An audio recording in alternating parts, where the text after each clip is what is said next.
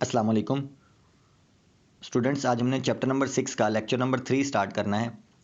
आज हमने 3 topics discuss करने हैं, जिसमें सबसे पहले है एंटीवायरस सॉफ्टवेयर, दूसरा है डाटा सिक्योरिटी की इंपॉर्टेंस और तीसरा है सिक्योरिटी वायलेशन। तो सबसे पहले स्टार्ट करते हैं कि एंटीवायरस सॉफ्टवेयर क्या होता है। A type of software that is use to detect and remove viruses is called antivirus software.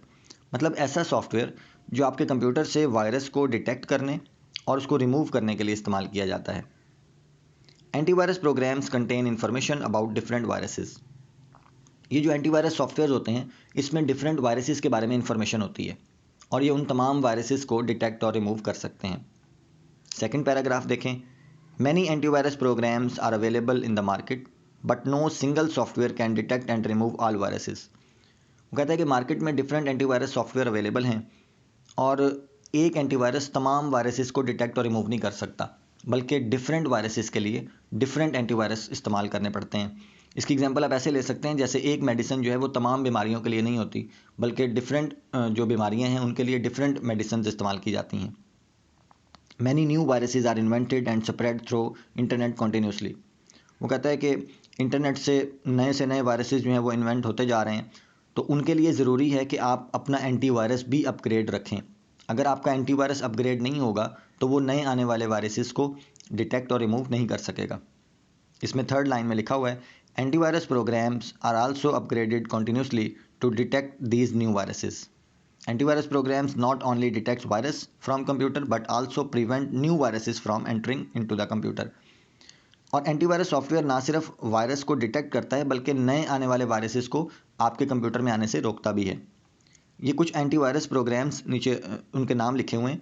मकैफ़े है, नॉर्टन एंटीवायरस है और डॉक्टर सॉलमॉन्स एंटीवायरस है।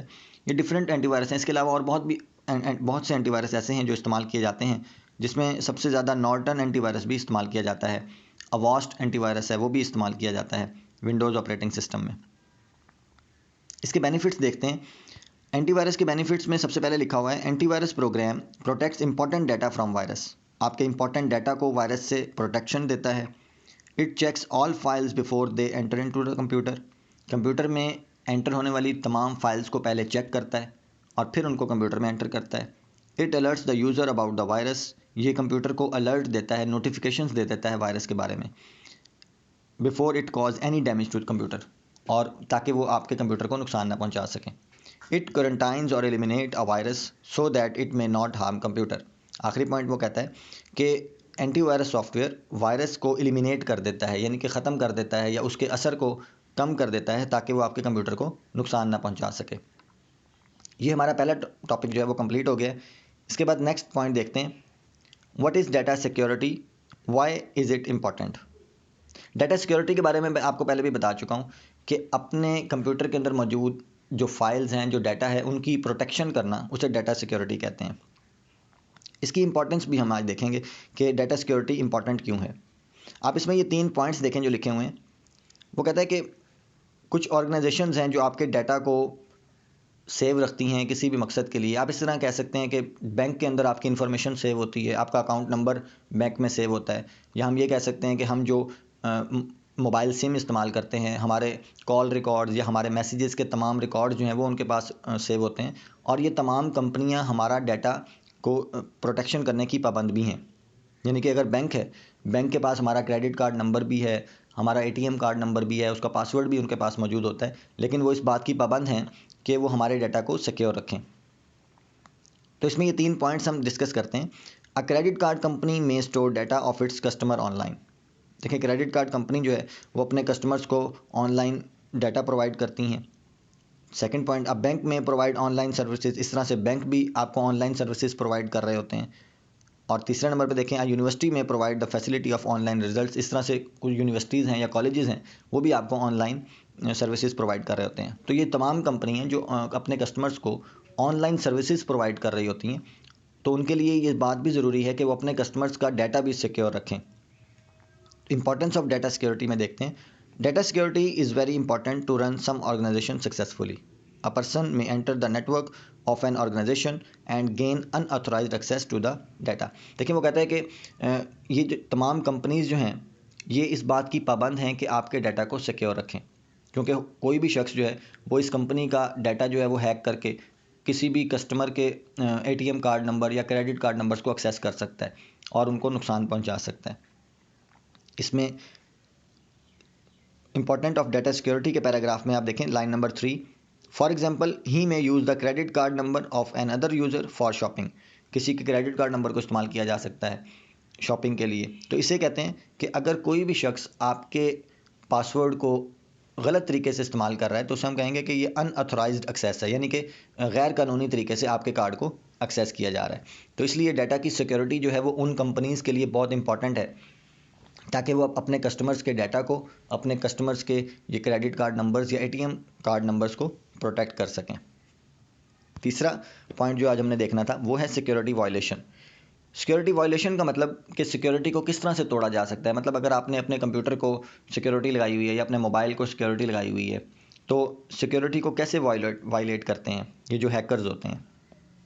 पहला पॉइंट देखें, someone may break into the computer room, he may take away all storage devices that contain important and sensitive data.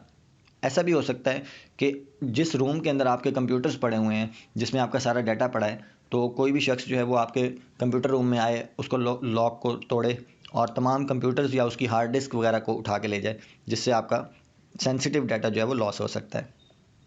Second point देखें, an unauthorized user, यानी कि unauthorised का मतलब गैर कानूनी, जैसे मैंने आपको अभी बताया, may take access to the personal data, वो आपके पर्सनल डाटा की एक्सेस कर सकता है। He may use it to gain some advantages, और वो उससे कुछ फ़ायदे हासिल कर सकता है। For example someone may get access to the credit card. इसकी एग्जांपल उसने ऐसे दी है कि कोई भी आपके क्रेडिट कार्ड का नंबर जो है वो चोरी कर सकता है और उससे ऑनलाइन शॉपिंग कर सकता है, आपके पैसे जो हैं वो अपने फ़ायदे के लिए इस्तेमाल कर सकता है। तो ये भी सिक्योरिटी वायलेशन में ही आता है। तीसरा पॉइंट देखें, an unauthorized user may use an online mail server like yahoo.com या gmail.com। मतलब इस तरह के डिफरेंट सर्वर्स को गैर कानूनी तौर पे एक्सेस कर सकता है और आपके ईमेल्स या आपके मैसेजेस को रीड कर सकता है। पॉइंट नंबर 4 देखें, someone can send a virus on to a network, और कोई जानबूझकर किसी नेटवर्क के अंदर वायरस भी सेंड कर सकता है ताकि तमाम कंप्यूटर्स का डाटा जो है वो डिस्टर्ब हो जाए या लॉस हो जाए। पांचवा पॉइंट देखें, some users may gain unauthorized access to bank accounts. आपके बैंक अकाउंट्स को भी हैक किया जा सकता है। मतलब कुछ लोग ऐसे हैकिंग भी करते हैं कि किसी के बैंक अकाउंट्स को हैक कर लेते हैं और उसके अकाउंट में मौजूद जितने भी पैसे होते हैं उनको अपने अकाउंट में ट्रांसफ़र कर लेते हैं। तो इसे भी सिक्योरिटी वायलेशन ही कहते हैं। आखिरी पॉइंट देखें, अब पर्सन में make a computer so busy by sending many request. आपके कंप्यूटर को बिजी किया जा सकता है। मतलब कोई भी जानबूझकर आपके कंप्यूटर को डिफरेंट किस्म के मैसेजेस सेंड करता रहे या उसमें वायरस सेंड कर दे ताकि आपका कंप्यूटर जो है वो बिज़ी हो जाए और वो इस तरह से आपके काम को नुकसान पहुंचा सकता है। आखिरी लाइन देखें, the computer may become unavailable to authorize users.